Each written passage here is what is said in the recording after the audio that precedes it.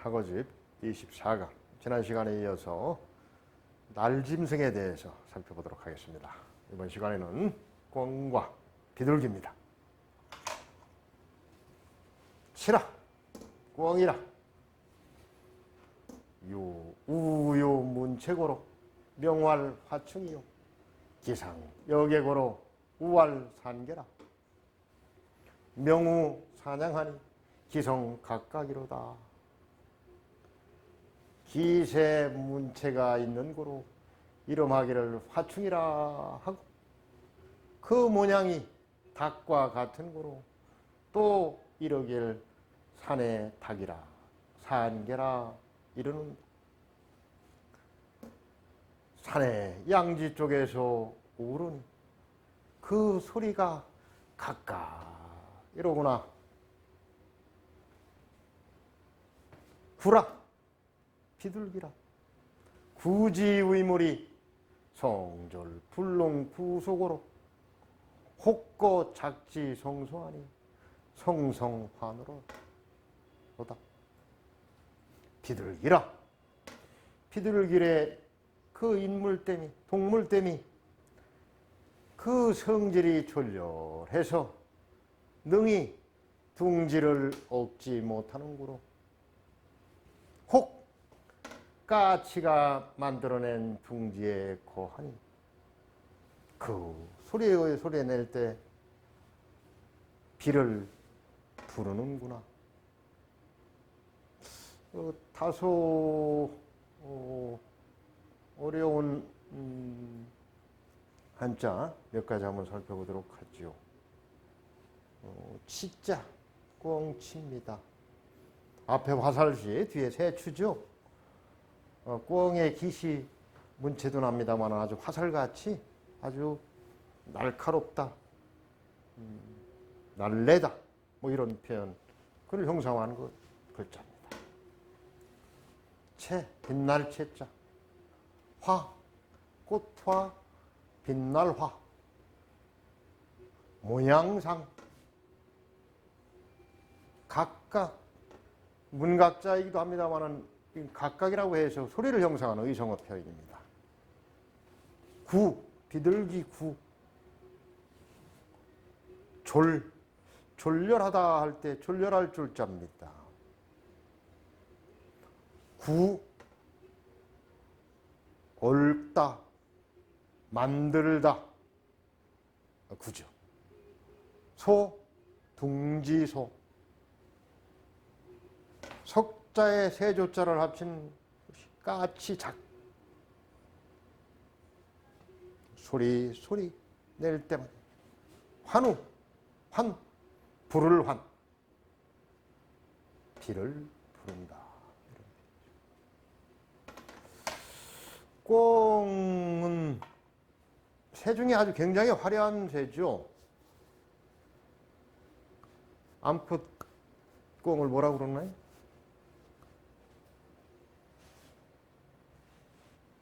까투리. 수컷 꿩은 장기. 새 중에 제일 화려하죠.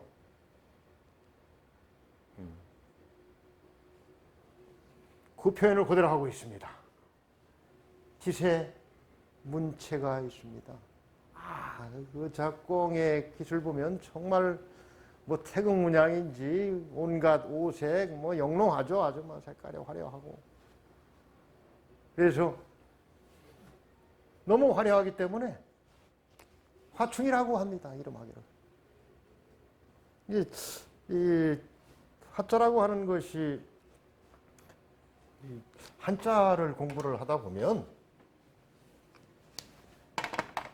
이 성문학이라고 하는데 사실은 중국말로 뭐 예를 들어서 같은 화 우리가 뭐 이럴 때 마찬가지입니다만은 꽃화 화할화 뭐 이런 표현들이 있죠. 뭐 화가 뭐 수십 개의 그 음으로 읽어질 수 있습니다만 그런 글자들이 뭐 수도 없이 많겠죠. 근데 사실 이러한 것들이 다 연관이 있다는 얘기입니다. 이 한자를 표의문자라고도 하지만 뜻을 나타내는 글자라고도 하지만 사실은 표음문자이기도 합니다. 표음문자. 유사성이 있는 것을 같은 음으로 그렇게 나타내는 것이죠. 그래서 공부를 많이 하시다 보면 주로 같은 음으로 읽어내는 그러한 부분의 연관성들을 한번 이렇게 쭉 한번 확인해 보실 필요가 있어요. 그래서 전혀 다른 뜻과 같은 것으로 해석될 수 있습니다만은 그 근저에 보면 음이 같으면 일단은 그 연원이 거의 유사한 곳에서 파생되어졌다. 이렇게 한번 생각해 볼 수도 있어요. 그래서 같은 화라고 씁니다만은 꽃, 화려화, 꽃, 같은 꽃, 화, 무엇으로 변환된다. 꽃을 보면은 사실은 그 꽃이 떨어지고 수분을 통해서 열매로 만들어지는 부분이죠. 변화의 대상이다. 화의 대상이다. 그래서 또 같은 꽃을 이렇게 쓰기도 하는 거예요. 초도에서 되는 꽃으로 하는. 그래서 그러한 유사성들이 있다는 것을 한번 이제 기회가 되실 때마다 같이 보면은 아마 좀 한문 한자에 대한 이해가 더 깊어질 것 같습니다. 화충이다.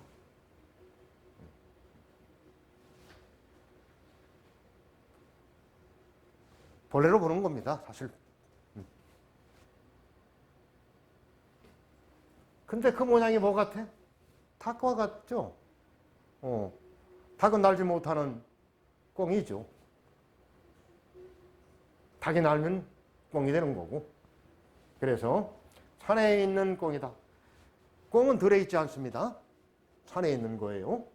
산개라고 합니다. 어디서 울어요? 산양. 양지죠, 양지. 어디 음지 그 간 골짜기에서 울질 않습니다. 양지에서 우는 새예요.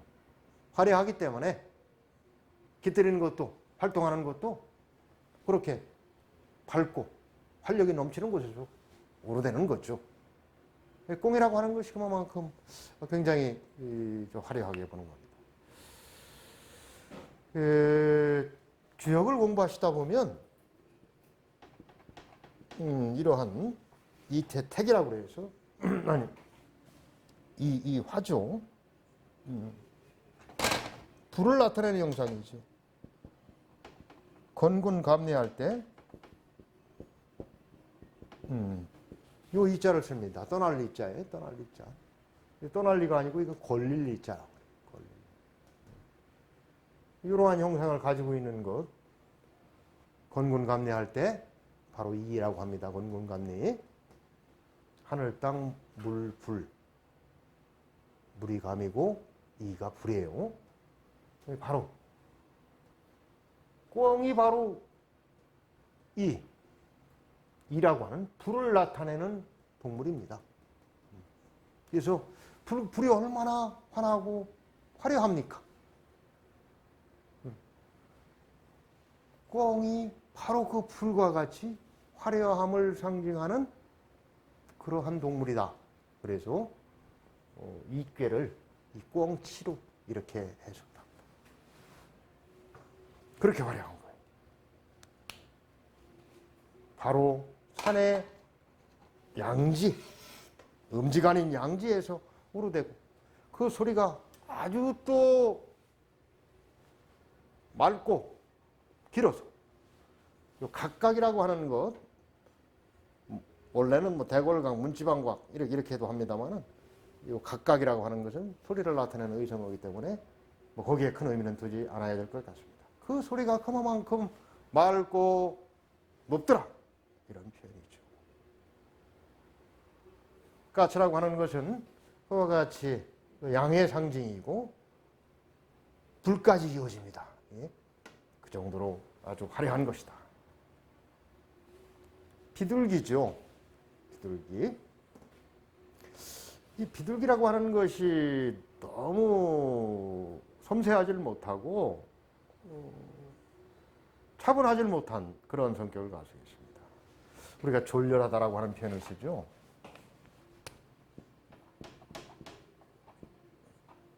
열이라고 하는 것은 적을소에 심력자를 쓰는 거예요. 그래서 졸렬하다 하는 이런 표현을 쓰는데 대범하지 못하고 또 차분하지 못하고 좁으면서도 열악하고 적은 힘을 가지고 있으니까 늘 좀 오둔하고 하는 이런 것들이죠. 어리석다는 표현도 일부는 서로 맥이 통한다고도 할 수 있습니다. 그래서 이 비둘기는 지 둥지를 지가 만들질 못합니다. 그래서 까치가 여기서 이제 표현은 작지성소 까치가 만들어 놓은 둥지에 거한다. 1, 2, 3, 4, 5 이런 식으로 해석을 해야죠. 까치가 만들어 놓은 둥지에 거하기도 하니 그 소리를 낼 때마다 환호. 저도 이 학어집의 그 표현에 졸렬한 성품을 가진 비둘기가 왜 울 때마다 왜 비를 부르죠? 사실 우리 이 비라고 하는 것은 상당한 시우죠. 때에 맞춰서 오는 비는 정말 그 혜택이 너무 크죠.